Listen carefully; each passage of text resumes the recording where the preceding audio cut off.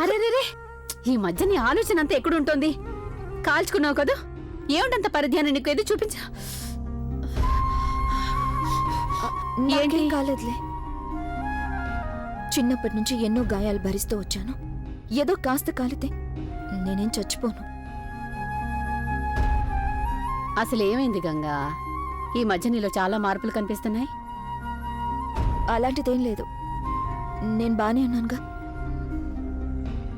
ఇంత చిన్నప్పటి నుంచి నేను నిన్ను చూస్తూనే ఉన్నాను. నా దగ్గర కథలు చెప్తావు నువ్వు? ఇదిగో ఇలా కళ్ళు పెద్దవి చేసి చూడకు నన్ను. నీ మొహం చూస్తేనే అంత అర్థమైపోతోంది. ఏదో జరిగింది. చెప్పమ్మా, ఏమైంది? ఈ గంగ ఇంకా చిన్నది కాదు సుధా పిన్ని. కాలంతో పాటుగా ప్రతిదీ మారిపోతూ ఉంటుంది. అస్సలు ఊహించినంతగా మారిపోతుంది.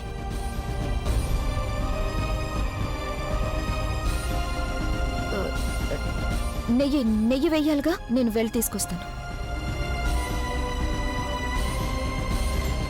గోవిందయ్య గారు, ఒకసారి చెక్ చేయండి, అన్ని సరిగానే ఉన్నాయి బాబు. ఇంకా కొన్ని స్వీట్ బాక్సులు తీసుకురండి. గోవిందయ్య గారు, ఆ పనంతా అయ్యాక ఈ కంబళిని కొంచెం పరిచేయండి. శర్మగారింటి నుంచి తెచ్చిన తివాచిని కూడా. కోడలా, వస్తున్నా అత్తయ్య. అన్ని ఏర్పాట్లు అయిపోయినట్టేనా? ఇదిగో అన్ని సామాన్లు వచ్చేసాయి, మీరు ఒకసారి చూడండి.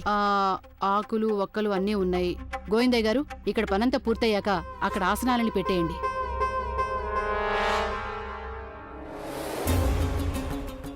నానమ్మ గారికి పూజ చాలా ఇంపార్టెంట్ పూజ. అందుకే వీళ్ళేం చెప్తే అది చేయడానికి సిద్ధమైపోయారు. అందుకని పెద్ద గందరగోళం సృష్టించడానికి నేను కూడా సిద్ధమే. అందుకేం చేయాలో నాకు బాగా తెలుసు. అయితే అది ఎలా చేయాలనేది అందుకొక మార్గం చూసుకోవాలి. పాపం గంగ, తన పరిస్థితి ఏమవుతుందో కూడా తెలీదు. జాహ్నవి ఏ ఎత్తుగడ వేస్తుందో అని ఆలోచిస్తూ నా బుర్రంతా వేడెక్కిపోయింది. దానికి తోడు ఈ గాయం ఒకటి మండిపోతుంది నాకు. సాగర్కి ఫోన్ చేసి ఏం జరిగిందని అడుగుతాను. సారీ. నీకేం తగలేదుగా? ఏం కాలేదు. నేనేదో ఆలోచనలో ఉన్నాను. ఏమైంది నీకు? ఏం కాలేదు. గంగా, నాకు చూపించు. అరే, ఏమి నువ్వు చేసిన పని? మళ్ళీ నీ కాల్చుకున్నావా? అంత ఎక్కువేం కాలేదు. అలాంటి ఎలా కుదురుతుంది? పద, ఆయింట్మెంట్ రాస్తాను. వదినా, ఏమీ కాలేదు, ఇది చాలా చిన్న గాయం, వదిలేయచ్చుగా. గాయం చిన్నదే అయినా ఇన్ఫెక్షన్ కావచ్చుగా. ఏం కాదు, నేను చెప్తున్నానుగా, చాలా చిన్న గాయం. I'm totally fine, I'm swear. ఏం కాలేదు ప్రదీప్ బాబు. వంటగదిలో పనిచేస్తున్నప్పుడు చిన్న చిన్న దెబ్బలు తగులుతూ ఉంటాయిగా. ఇవన్నీ ఏం అవసరం లేదు, నిజంగా. ఇంకేం మాట్లాడుకో.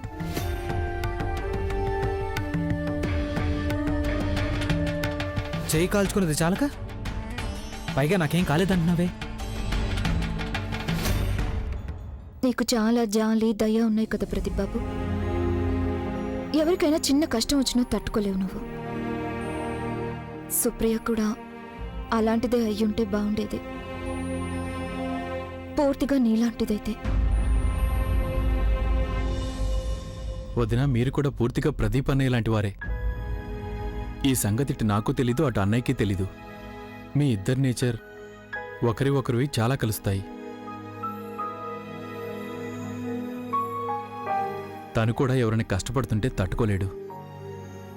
బాబు, చెప్పవేంటి? అమ్మగారు, మీరు గంగా,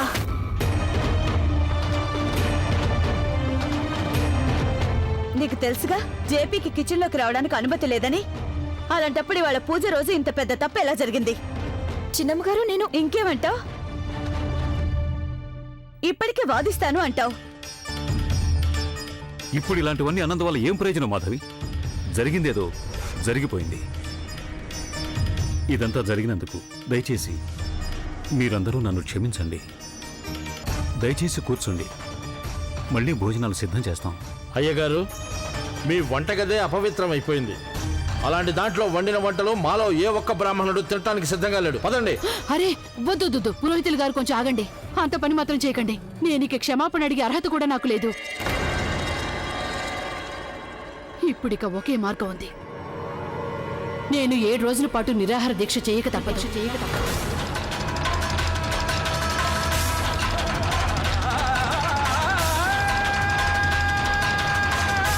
అమ్మగారు, మీరు అలా చేయాల్సిన అవసరం ఏం లేదు. ఇక నువ్వు మాట్లాడుకో. కాంతమ్మ గారు ఒకసారి చెప్పేది చాలు. దీని కబుర్లు వినాల్సిన అవసరం ఏం లేదు. కాంతమ్మ గారు అసలు గంగ ఏం చేసిందో, తనేం చేసిందో అందరూ కళ్ళారా చూశారు. చిన్నమ్మగారు, నేను అసలు వద్దు, నేనికేం విందల్చుకోలేదు. అసలే పండితులకి అవమానం జరిగింది. అయినా నువ్వేదో సంజాయిషి చెప్పుకుంటానంటావా? 7 రోజులు నిరాహార దీక్ష ఒక్కటే ఈ పాపాన్ని కడిగేయగలుగుతుంది.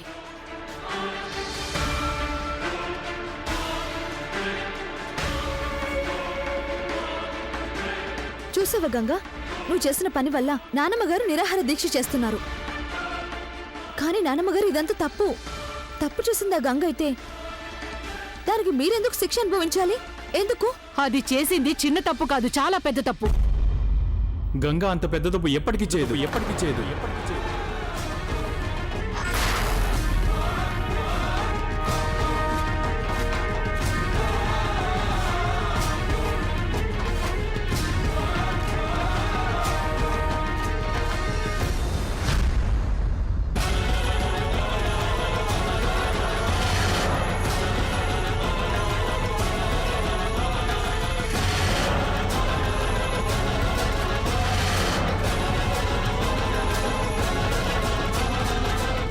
అయ్యో భగవంతుడా, కొత్త కోడల ముందు ఇంత పెద్ద గొడవ. తనేమనుకుంటోంది?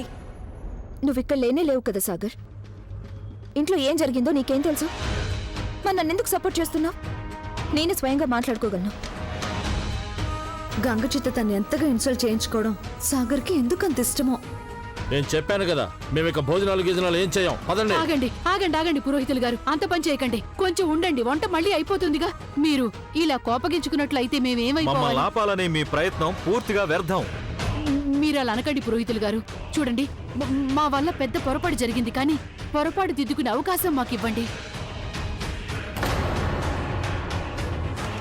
అమ్మగారు, పండితుల వారు భోజనం చేసి మరీ వెళ్తారు.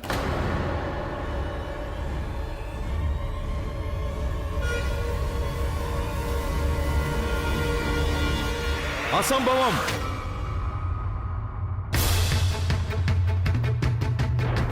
ఈ ఇంటి వంటగది అపవిత్రం మరియు అశుద్ధమైపోయింది.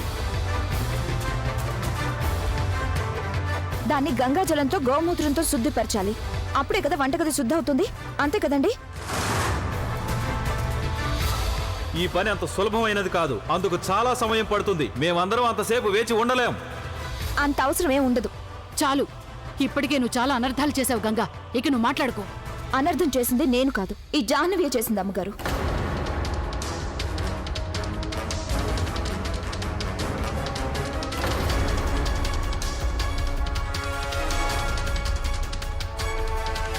జేపీ ప్రసాదాన్ని అపవిత్రం చేస్తున్నప్పుడు, అది వంటగదంతా పాడు చేస్తున్నప్పుడు దాన్ని జాహ్నవి ఫోటో తీసుకుంది.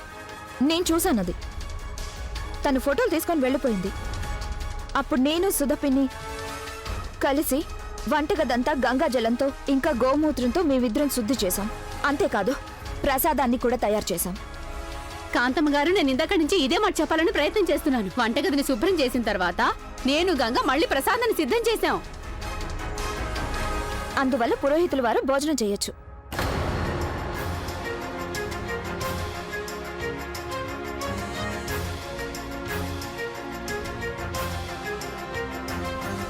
విన్నారుగా మీరంతా. కూర్చోండి. నిరంజన్, అందరినీ కూర్చోబెట్టు. కూర్చోండి, పురోహితులు నాన్న, గారు. నువ్వు వెళ్ళి ప్రసాదం తీసుకురా. సుప్రియ, కోడలా, అమ్మా. నువ్వు కూడా కొంచెం పళ్ళు చూసుకో.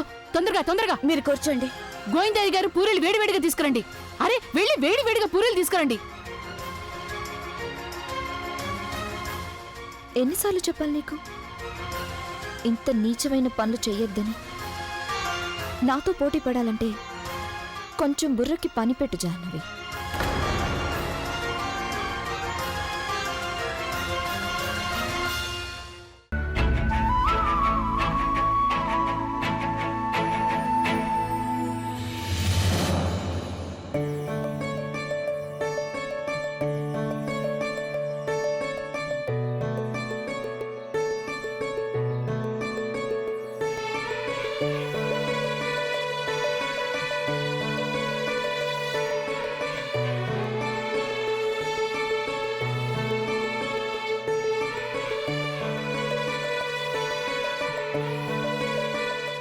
నేను చెప్తున్నాగా నీకు హెల్ప్ చేస్తానని నువ్వు వింటేగా. నీకు ఎలా నచ్చితే అలాగే చేస్తానంటావు. ఇప్పుడు చూడు నా పరిస్థితి ఎలా ఉందో.